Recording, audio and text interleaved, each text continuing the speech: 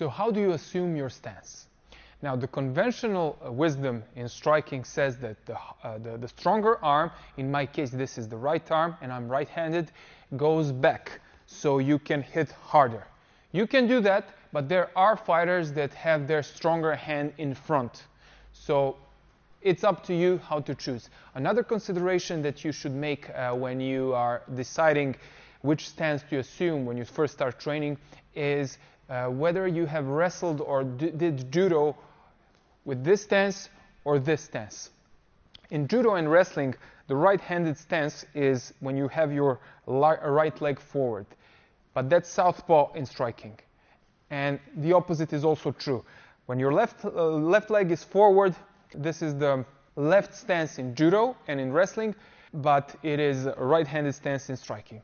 Whatever you choose, it's up to you. But know this, if you have wrestled in this stance, it might be a good idea to assume the same stance when striking because the shooting will be much easier for you. I've seen wrestlers in MMA that wrestle in one stance and they strike in another, and that usually makes their shoot harder because they are not used to shooting that way. So they have to switch their leg in the attack, during the attack, so sometimes it doesn't work for them. But if you look at people like Georges St. Pierre, he shoots like he strikes. It's the same stance and it makes it easier. Now, are there successful MMA fighters that are wrestlers or judokas that have opposite stance wrestling and opposite stance striking? Of course there are, of course. But they had to adapt it. I think this is better, if you ask me. But whatever you choose, you have to decide by yourself. Now, how do we stand? The first thing you do is you stand with your legs normally, parallel, shoulder width apart. You take one step. Now, you will turn sideways a little bit at a 45-degree angle, a little bit. Now, you start jumping a little bit. And when you land, you keep your knees bent a little bit and the back foot is on the toes. Not flat, on the toes. The front foot is flat, but the most weight is on the balls of the feet. Most, not all, but most. So now this is your stance. Now, what I like to do is I tell people to get depressed. Why? Because when you get depressed, not really depressed, you just exhale down and lower your ribs and your shoulders here. Your ribs are provided with more protection than they would if you would be upright. So get depressed, lift your right hand and put it next to your cheek, and lift another and put it in front of your face. Not like this. Don't spread your wings. You're going to get your shoulders tired. Just here. Here. And this is your stance. Your chin is down a little bit, not too much. This way you cannot see anything. Just lift it up, and this is your stance. So a little bit sideways. You could also stand like Thai boxers in front. It's okay. You can use this as well. I think a little bit sideways is better. Not too much. Boxers stand like this, and they are less of a target to their opponent because they're sideways, which is a great logic for boxing. Great. And even some MMA fighters stand like that. But you can get low kicked more easily because it's much harder for you to turn to defend the low kick. And it's harder to defend the shooting takedowns like the single leg and the double leg. When you're more squared up, you don't have to be squared up entirely. You could, but I like to be a little bit sideways. When you're more squared up, it's much easier to defend the kicks and the takedowns. So this is my recommendation. So 1 foot forward, squat a little bit, just a little bit, because if your legs are too straight, you cannot move effectively. When your legs are bent, which is really important, then you have mobility. You have mobility that way. You can move around efficiently, and that's what you need in striking. So, bent legs, arm up, chin down. This is your stance. And from this stance, we're going to start moving. How do we move in striking? One leg at a time. So we'll start with moving forward. You push off the back leg, and then you step. So push off the back leg, step with the front leg, and the distance you covered with the front foot, That's the exact distance that the back foot will cover when gaining on the front foot.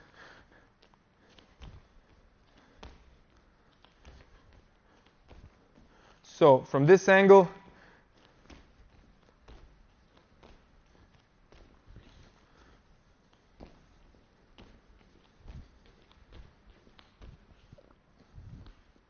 okay, important detail. Moving around in striking is not like walking. When you walk, you go heel, toe, heel, toe, heel, toe. This is not what you do in striking. You go on you step on your toes always. Toes.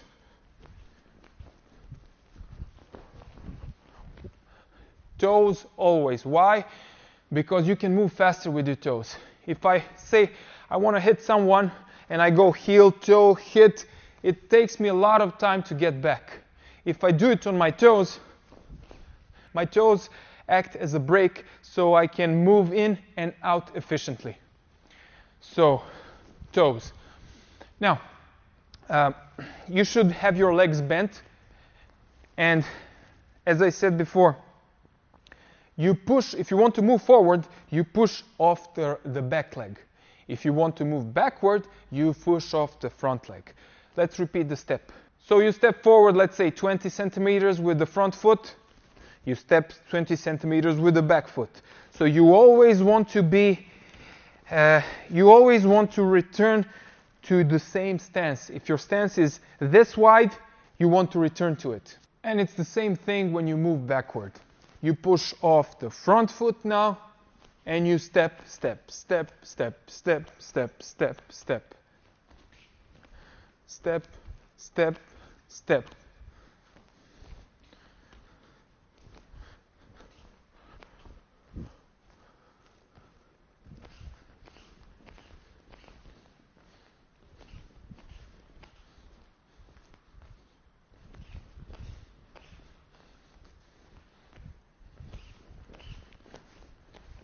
Moving sideways. Again, it's the same thing. Like when we move forward and backward, one thing to remember here is not to cross your feet. So you don't do this or this. Don't do that. You always want to be in balance when you're striking. So, little step, little step, little step, little step, little step, little step.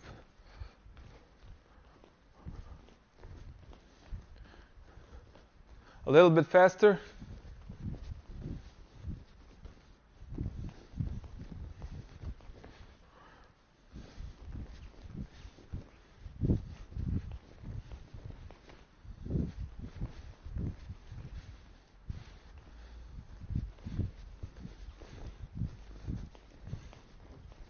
What are the common mistakes with stance and movement? One of the most common mistakes is that people sometimes stand in one line, like they're walking a tightrope. You don't do that. You shouldn't do that. You should have a wider stance. In boxing, you can have a more narrow stance because nobody is going to take you down. In MMA, yes, they will. So you need to have a little bit wider stance, not too wide. If you're too wide, you are stable, but you are basically a sitting duck because you cannot move around efficiently. Yes, wide, but not too wide, so you can still move. So a metaphor I like to use when explaining this concept to people is to imagine that they're walking on train tracks, not on the tightrope. So it's a train tracks instead of a tightrope. So if we have train tracks, imagine each foot being on one track. So you keep walking on train tracks.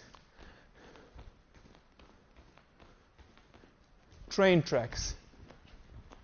Okay, that's for forward and backward. Now, for sideways motion, I already mentioned crossing the feet.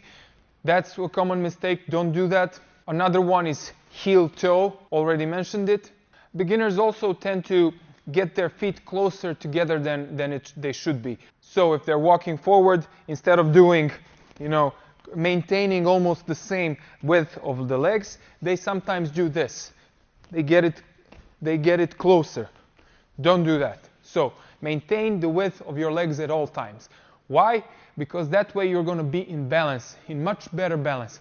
And you need balance, even in striking. Balance is not just for wrestling, to be in balance, not to get taken down. No, no, no. Balance is also for striking. If I'm not moving properly in striking, if I'm always out of balance, if somebody hits me even to my block, he's going to unbalance me even more. Or if he connects to the chin, he's going to drop me for sure. It doesn't even have to be a strong punch. If I'm out of balance, I'm not going to be able to withstand it. And I'm also not going to be able to strike effectively, to counter-strike effectively if I'm not in balance. A good thing to remember for fighting in general, not just striking, is you should be comfortable with your stance. You should be comfortable in wrestling, comfortable in striking, comfortable on the ground. If you're comfortable, that means you're in a good position most of the time. If you're uncomfortable, that means that your opponent usually has the upper hand. And here's an exercise where you connect moving forward, backward, left, and right. You can do this alone, or you can have your coach or training partner yell out, backward, forward, left, right. And what he can also do is he can try to confuse you by showing you to go backward and yelling forward. So it's like, forward. You should listen to what he says, not what he's showing. So let's give it a try. Forward. Backward. Forward. Backward. Left. Right. Forward. Forward. Forward. I'm trying to confuse myself. Back. Forward. Back. Forward. Left. Left. Right. Forward. And so on. So I think you got the idea. Do this for about a minute or so. Okay, now I'll show you the circle step, which is a really important step for striking, especially for defensive purposes. So you can do it in two ways. The first is to go backwards one step and then circle. So one more time, backwards and then circle. You can do it diagonally, straight diagonally, so without the stepping back first. So you go diagonally. And you should make it wide enough so your partner or your opponent cannot follow you. So it's used defensively when your opponent is trying to strike you and you don't want to strike with him, then you circle away. It can also be used as a takedown defense for the double leg when somebody wants to double leg you from a distance, but we will not talk about this right now. We're only talking about this move as it relates to striking. And here is where our rule of not connecting feet together will be broken. So rules are there to be broken, of course. In this particular instance, you will get your feet closer together. So you will not use short shuffle steps. You're going to use bigger steps. Maybe you don't want to strike with your opponent at that point. Then you use a circle step. And you should be using the circle step almost any time you deliver strikes, you get out using the circle step. It doesn't have to be a very big circle step, but you should be using it. So for example, I'm here. Let's imagine my opponent being here. I come in, strike, do my combo, and I circle away. The very least you should be doing is going back, like 1, 2, and go back. So never stay in the striking range, but we will discuss this later.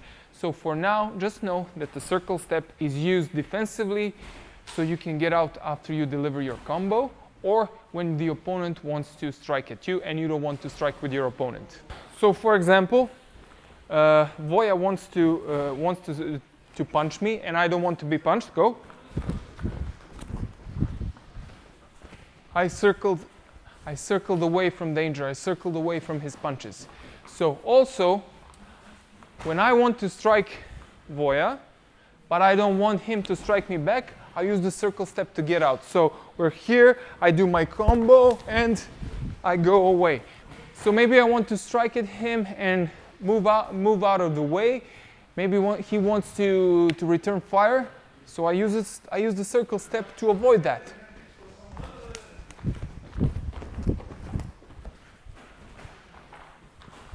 So I'm out of danger.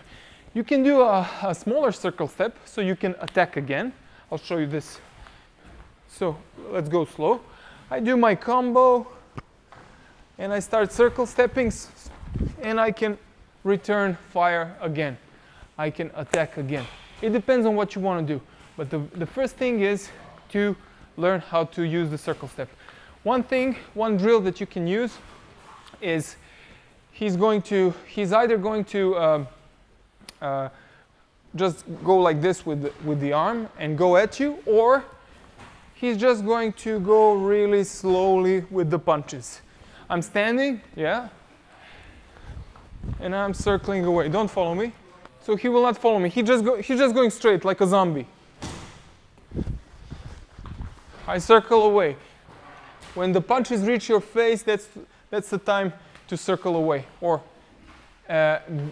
almost before they reach your face in this drill. So you're used to the distance. I don't want to be circle stepping too early. Like we're fighting, why would I circle step from here? I want to deliver damage first. Boom, boom. Now I circle step. Okay? If you'd like to take your MMA training further, check out my free video called 6 Cardinal Sins of MMA Training.